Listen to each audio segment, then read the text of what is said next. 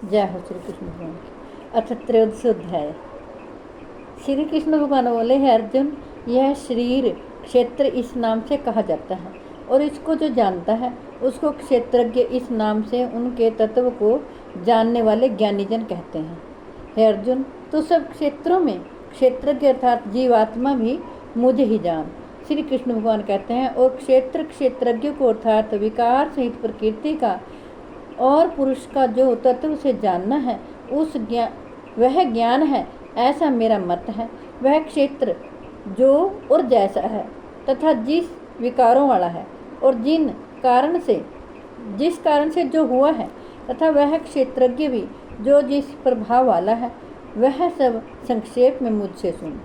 यह क्षेत्र और क्षेत्रज्ञ का तत्व ऋषियों द्वारा बहुत प्रकार से कहा गया है और विविध वेद मंत्रों द्वारा भी विभाग पूर्वक कहा गया है तथा भली भांति निश्चय किए हुए युक्ति युक्त ब्रह्म सूत्र के पदों द्वारा भी कहा गया है।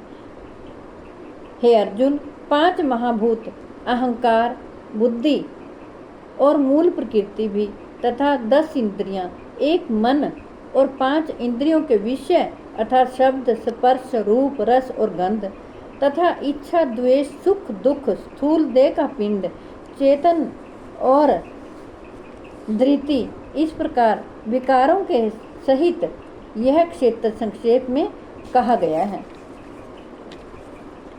श्रेष्ठता के अभिमान का अभाव, दंभाचरण का अभाव। श्री कृष्ण भगवान कहते हैं, किसी भी प्राणी को किसी प्रकार भी ना सताना, क्षमा भाव, मन वाणी, इंद्रियों की सरलता, श्रद्धा, भक्ति सहित गुरु की सेवा, बाहर भीतर की शुद्धि, अंतःकरण की स्थिरता और मन इंद्रियों सहित शरीर का निग्रह।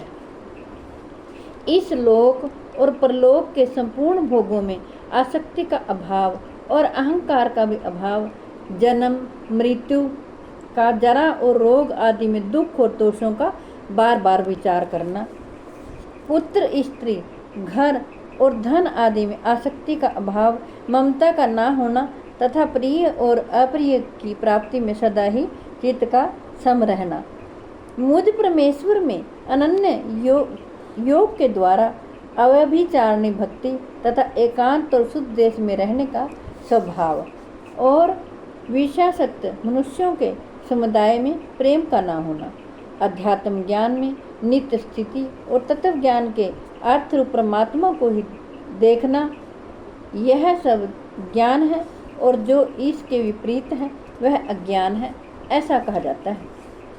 श्री कृष्ण भगवान कहते हैं, जो जानने योग्य है तथा जिसको जानकर मनुष्य परम पद को प्राप्त हो जाता, परमानंद को प्राप्त हो जाता है, उसको भली भांति कहूँगा। वह अनादि वाला पर ब्रह्म न सत्य ही कहा जाता है न असत्य ही कहा जाता है। वह सब और हाथ पैर वाला, सब और नेत्र, सिर और मुख वाला तथा सब और कान वाला है, क्योंकि वह संसार में सबको व्याप्त करके स्थित है। श्री कृष्ण भगवान कहते हैं, संपूर्ण इंद्रियों के विषयों को जानने वाला है, परंतु वास्तव में सब इंद्रियों से रहित है तथा आसक्ति रहित होने पर भी सबका धारण पोषण करने वाला है और निर्गुण होने पर भी गुणों को भोगने वाला है। वह चराचर सब भूतों के बाहर भीतर परिपूर्ण है और चर अचर भी वही है, और वह सूक्ष्म होने से अविज्ञेय है तथा अति समीप में और दूर में भी स्थित वही है। वह परमात्मा विभाग रहित एक रूप से आकाश के सदृश परिपूर्ण होने पर भी चराचर संपूर्ण भूतों में विभक्त सा स्थित प्रतीत होता है तथा वह जानने योग्य परमात्मा विष्णु रूप से सब भूतों को धारण पोषण करने वाला और रुद्र रूप से संहार करने वाला तथा ब्रह्मा रूप से सबको उत्पन्न करने वाला है।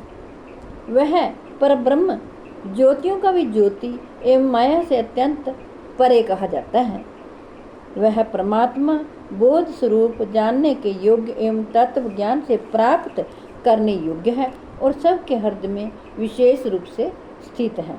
इस प्रकार क्षेत्र तथा ज्ञान और जानने योग्य परमात्मा का स्वरूप संक्षेप से कहा गया। मेरा भक्त इसको तत्व से जानकर मेरे स्वरूप को प्राप्त होता है। प्रकृति और पुरुष इन दोनों को ही तू अनादि जान और राग द्वेष आदि विषयों को तथा त्रिगुणात्मक संपूर्ण पदार्थों को भी प्रकृति से ही उत्पन्न जान। कार्य और करण को उत्पन्न करने में हेतु प्रकृति कही जाती है और जीवात्मा सुख दुखों के भोक्तापन में अर्थात भोगने में हेतु कहा जाता है। प्रकृति में स्थित ही पुरुष प्रकृति से उत्पन्न त्रिगुणात्मक पदार्थों को भोगता है और इन गुणों का संग ही इस जीवात्मा के अच्छी बुरी योनियों में जन्म लेने का कारण है। श्री कृष्ण भगवान कहते हैं, इस देह में स्थित यह आत्मा वास्तव में परमात्मा ही है। वह साक्षी होने से उपद्रष्टा और यथार्थ सम्मति देने वाला होने से अनुमंता, सबका धारण पोषण करने वाला होने से भर्ता, जीव रूप से भोक्ता, ब्रह्मा आदि का भी स्वामी होने से महेश्वर और शुद्ध सच्चिदानंद घन होने से परमात्मा ऐसा कहा गया है। इस प्रकार पुरुष को और गुणों के सहित प्रकृति को जो मनुष्य तत्व से जानता है वह सब प्रकार से कर्तव्य कर्म करता हुआ भी फिर नहीं जन्मता। उस परमात्मा को कितने ही मनुष्य तो शुद्ध सूक्ष्म हुई बुद्धि के से ध्यान के द्वारा हृदय में देखते हैं, अन्य कितने ही ज्ञान योग के द्वारा और दूसरे कितने ही कर्म योग के द्वारा देखते हैं अर्थात प्राप्त करते हैं। परंतु इनसे दूसरे अर्थात जो मंद बुद्धि वाले पुरुष हैं वे इस प्रकार ना जानते हुए दूसरों से अर्थात तत्व से जानने वाले पुरुषों से सुनकर ही तदनुसार उपासना करते हैं और वे श्रवणपरायण पुरुष भी मृत्यु रूप संसार सागर को निसंदेह तर जाते हैं। श्री कृष्ण भगवान कहते हैं, हे अर्जुन, यावन मात्र जितने भी स्थावर जंगम प्राणी उत्पन्न होते हैं उन सबको तो क्षेत्र और क्षेत्रज्ञ के संयोग से ही उत्पन्न हुआ जान। जो पुरुष नष्ट होते हुए सब चराचर भूतों में परमेश्वर को नाश रहित और समभाव से स्थित देखता है वही यथार्थ देखता है, क्योंकि जो पुरुष सब में समभाव से स्थित परमेश्वर को समान देखता हुआ अपने द्वारा अपने को नष्ट नहीं करता, इससे वह परम गति को प्राप्त होता है। और जो पुरुष संपूर्ण कर्मों को सब प्रकार से प्रकृति के द्वारा ही किए जाते हुए देखता है और आत्मा को अकर्ता देखता है वही यथार्थ देखता है। जिस क्षण यह पुरुष भूतों के पृथक पृथक भाव को एक परमात्मा में ही स्थित तथा उस परमात्मा से ही संपूर्ण भूतों का विस्तार देखता है, उसी क्षण वह सच्चिदानंद ब्रह्म को प्राप्त हो जाता है। हे अर्जुन, अनादि होने से और निर्गुण होने से यह अविनाशी परमात्मा शरीर में स्थित होने पर भी वास्तव में ना तो कुछ करता है और ना लिप्त ही होता है। जिस प्रकार सर्वत्र व्याप्त आकाश सूक्ष्म होने के कारण लिप्त नहीं होता, वैसे ही देह में सर्वत्र स्थित आत्मा निर्गुण होने के कारण देह के गुणों से लिप्त नहीं होता। हे अर्जुन, श्री कृष्ण भगवान कहते हैं, जिस प्रकार एक ही सूर्य इस संपूर्ण ब्रह्मांड को प्रकाशित करता है उसी प्रकार एक ही आत्मा संपूर्ण क्षेत्र को प्रकाशित करता है। इस प्रकार क्षेत्र और क्षेत्रज्ञ के भेद को तथा कार्य सहित प्रकृति से युक्त होने को जो पुरुष ज्ञान नेत्रों द्वारा तत्व से जानते हैं वे महात्मा जन परम ब्रह्म परमात्मा को प्राप्त हो जाते हैं। जय हो श्री कृष्ण।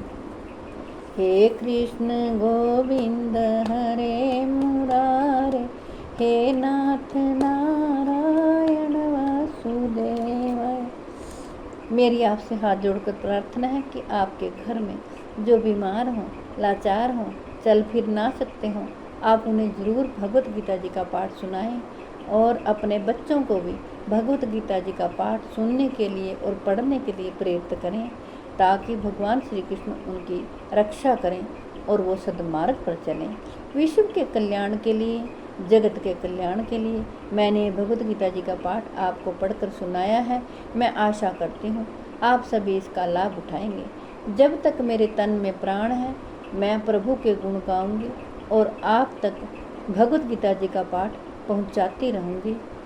आप प्रेम से इसे सुनिए, क्योंकि भगवान के भजन के सिवा और कुछ भी नहीं है, सब कुछ मिथ्या है। जय हो श्री कृष्ण।